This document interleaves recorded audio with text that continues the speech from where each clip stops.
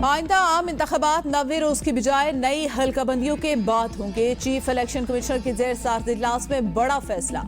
नई हल्काबंदियों का नोटिफिकेशन और शेड्यूल जारी। 14 दिसंबर को हल्काबंदियों की हतमी फहरिस्त शाया होगी।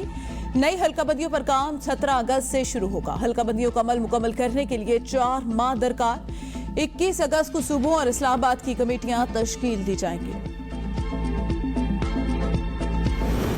निगरान वफाकी काबीना ने हल्फ उठा लिया। सदर मुमलिकत आरिफ अलवी ने काबीना अरफान से हल्फ लिया।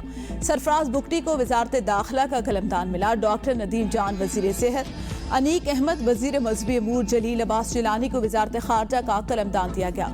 मुर्तजा सोलंकी वजीर इत्तला, जमाल शाह वजीर सकाफत, खलील जॉर्ज, मदद अली सिंधी और मोहम्मद समी सईद भी वफाकी काबीना में शामिल। अहमद इरफान असलम वजीर कानून, शाहिद अशरफ तारड़ वजीर मवासलात, lieutenant general retire Anwar Ali Haider वजीर दिफा, शमशाद अख्तर वजीर खजाना बन गई। डॉक्टर उमर सैफ निगरान वजीर IT और मिशाल मलिक को वजीर आजम की मुआविन खुसूसी बराए इंसानी हुकूक बनाया गया।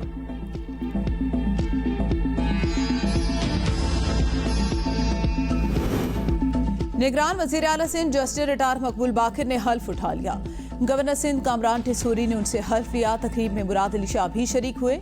इससे कम सबकदोश होने वाले वजीर आला सिंध मुराद अली शाह को गार्ड ऑफ ऑनर पेश किया गया।